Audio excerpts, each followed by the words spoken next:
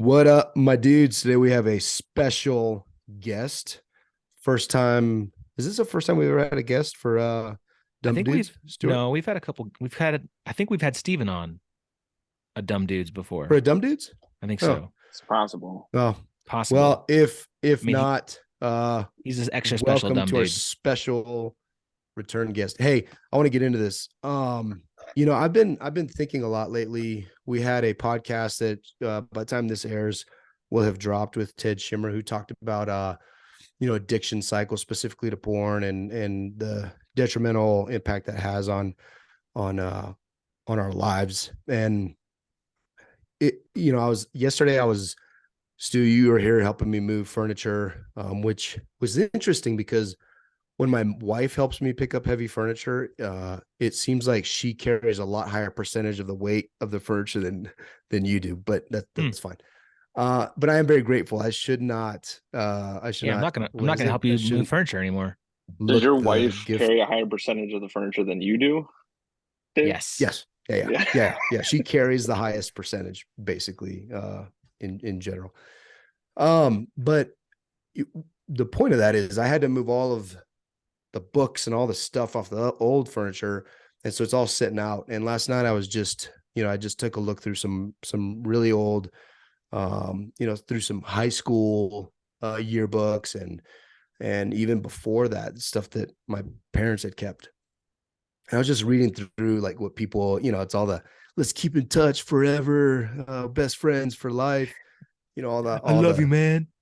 I love you so much. But there's some really funny things in there. And you can actually see what was very interesting to me. You could see a lot of your personality back then, right? At least I could. A lot of the comments were just, I think there are comments that would probably be made today as well, especially the ones about being so handsome, if you know what I'm saying.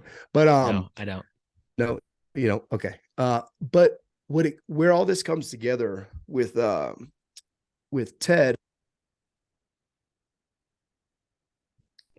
is it also put me in a it gave me the as I went back, it made me realize the power of this idea in the addiction cycle of fantasy, the first part of the addiction cycle, and the fantasy specifically being defined by taking yourself out of your current life and putting yourself elsewhere. It's not necessarily fantasy as you're going down the path of looking at something inappropriate or whatever, but it's more an escape. And I started thinking about folks that live in these yearbooks, glory days, right? Mm. When I was a varsity athlete, I could throw a football over that mountain over there, like all these different times. And where I sometimes will go, I'll transport myself to a different place or whatever. And it was just very interesting to me. And I wanted to talk to you guys about it. Why, especially now, like our peers, because I love my life and I would not trade it. I would not trade it to go back or to change. If anything that changed would change my life, right? If I didn't marry my wife, I wouldn't have my babies, and I wouldn't have my wife. And so, like, I would never wish for that. But I think what for me, and I'll turn it over to you. But for me, what's made me love my life so much now is is almost exclusively relationships. It doesn't have to do with income or house or neighborhood or whatever. It's all relationship based. But I'm just curious, what are your thoughts on that? Like, why are so many people trying to escape their reality? It's a tough question. I think a lot of it has to do with influences, with outside influences, and also uh a lot of us, me included, for a long time before can I you know we got into some of these deeper conversations, is um we don't really take the time to really understand ourselves, and understand what our true identity is, That's good. That's good.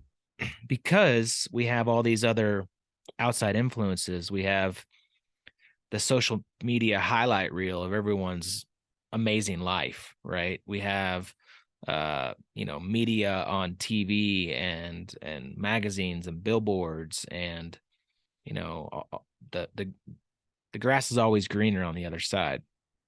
And we don't take a step back and be like, what do I want? Like what's my identity? What's my values?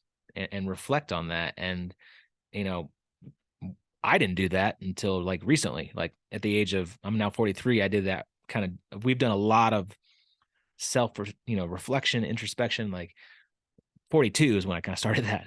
Right. And understanding like what I really want. And if same with a calendar, like if you don't intentionally put stuff on the calendar, like somebody else is going to fill it up for you, right? Somebody else is going to tell you how you should be living your life. Someone else is going to show all these amazing things on social media that they're doing, and like make you think that I want that life too. So I think until you like do some like deep dive on yourself, you're going to always have that issue going on in your life. The grass is always greener unless you actually sit down and write out and think about like who you are, like what your values are. What do you want in your life? What does your vision of your life, like, should that look like? And then, well, then I guess it also makes gratitude easier, right? You can realize how green your totally, grass is if you take a true assessment, because I hate that saying, because really the grass, we all know it, especially in Colorado where it's super dry. The grass is only green where you water it. That's yeah, where the grass is green. yeah, It's where you water it. yeah, And so I think I love that, because I didn't really, my mind did not necessarily go to step one being introspection to figure out what I want. What should my calendar look like for David? And why is that so important? I really do. This is not scripted for our listeners out here. This was a genuine question that we just brought up, and I love that answer.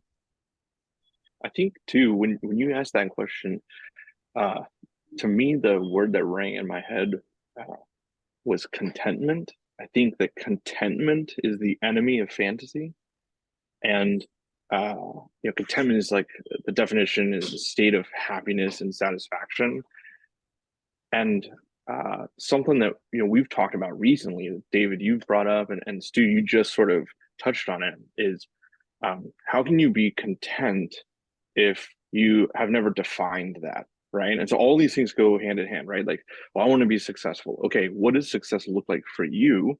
And once you start to write that out, you take some introspection and you put it down. One thing, there's some exercises we've done with people where we say, hey, what are the top 10 things that bring you the most joy, right? And people, when they fill that list out, they realize like, man, I'm doing a lot of these things. Like I have the opportunity to do a lot of these things. They don't take a lot of money. They don't take a lot of time. Like I can build my life around these. And I think that introspection leads to an understanding of like, hey, I have no reason not to be content and happy with my life. And that contentment is the enemy of a fantasy of something else. Yeah, I love that, dude. And I think the next step, and where I kind of started in the conversation, which was erroneously started, because it does start with you knowing yourself, which enables not only gratitude, and it enables clarity and direction and action, but then the next step is relationally. And now that I know myself, and I've done, or at least I know myself way better, and I've done those exercises, I now know who I want to hang out with. And I also can identify who I want to be more like, in the sense of, I want to, and a lot of people do this from a monetary perspective, which I think is the base level, right? But even someone from a service perspective, who is living a life of service, that I just want to emulate that. Well, if you know you want to live a life of service, then you can identify those people. And like for me, one of my, and I use this word, I don't know if you guys have ever heard me use this word, because I never do, but one of my heroes of faith is Rick Warren. And it's because I've taken a lot of time and just understanding who I want to be. But then I've taken time and listened to his podcast and watch his actions and see his, not only testament of faith, his giving is like radical. And And so those things are traits that I really, if it was just some pastor that had a good message, because there's a lot of those out there that I don't, you know, I don't think about twice. But for him, it's the radical giving and the generosity that I'm like, oh, dude. And it's the impact, right? Constantly always trying to, literacy and clean water and all these things. But excuse me, where I want to kind of bring this back to is the fantasy thing can seem very innocent, but it is literally the first step of the addiction cycle and the last step, right? Because you have this fantasy, and then it causes you to set have a routine like that puts you into that fantasy, whether it's looking at your phone or doing something, and then you typically act out, and then you experience guilt and shame. And to escape the guilt and shame, what do? You go back into a fantasy, right? Because the reality of your life right now is this guilt and the shame, then you go back into fantasy. And so it's actually a very vicious, nefarious cycle that just buries you deeper and deeper and deeper. And that's why attacking that piece of it is so important, and why this question, as I was thinking about this morning, I was like, I wonder what Stephen and Stu, like, what their thoughts. And I love you guys' answers, because if we can get after that piece of it, then you could potentially avoid all the other junk and these cycles that we get into, and whether it's alcoholism, porn, isolation, you don't have any friends, like whatever it is. If you attack that and surround yourself with folks, what a different world it could potentially be, which I think is pretty awesome. Yeah, man. I'm going to misquote this, but it just came to mind. I heard someone say, again, I don't remember who said it, but it says something like, don't chase the life you want at risk for losing the life that you currently have. And I think a lot of that. I told you that at one point. Oh, did you? Yeah. That's a David Gutierrez quote. Oh, okay. Yeah. Gotcha. We'll make sure that goes out on the Twitters and the Instas, quoted by David Gutierrez. But I think last thing is, and Stephen hit on it, is gratitude, is showing and practicing gratitude daily. And that comes with, like, writing out and sitting down and thinking about what you're grateful for. Because there's so much in life that we have, tiny minuscule things that you could write down that you're grateful for. Like, I wrote down this morning that I was grateful for chicken pot pie, because my daughter loves it, and every time we have it, she gets super excited. So, hey, it's little things in life, man. It's not dumb, and that's deep. Chicken pot pie. I don't know, Steven, do you have anything that can top the depth of chicken pot pie? I mean, I'll get down in that trench. I love a good chicken pot pie, especially when it's brown on the edges. Dude, I'm there. I'm there with you. Yeah. And I like the soggy crust in the bottom, dude. Yeah. That's my favorite animal. Is that crust in the bottom. I haven't had it for a long time. Maybe invite me to dinner next time. It's that just a perfect spoon of all the different ingredients with a little bit of soggy crust. It's the best. You're an animal. It's the best. The best. Hey, that's deep, not dumb. And if you want to be deep, then don't be dumb. What's your dumb saying?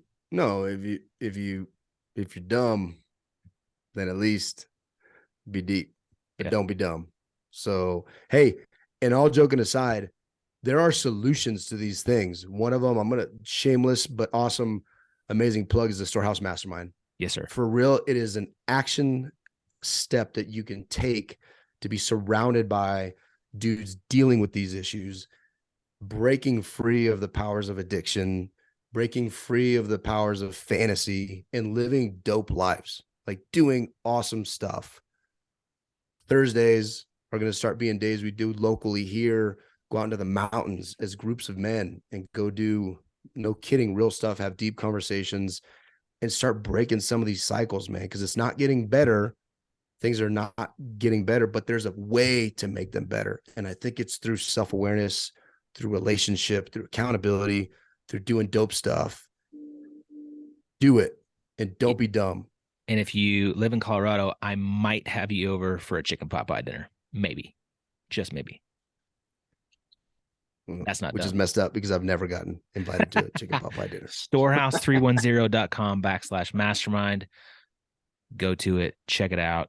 We got some cool videos. Hit that join now button. Don't be dumb. Steven, thank you for joining us as the Always. triumvirate of dumbness. That's right. See ya. See you.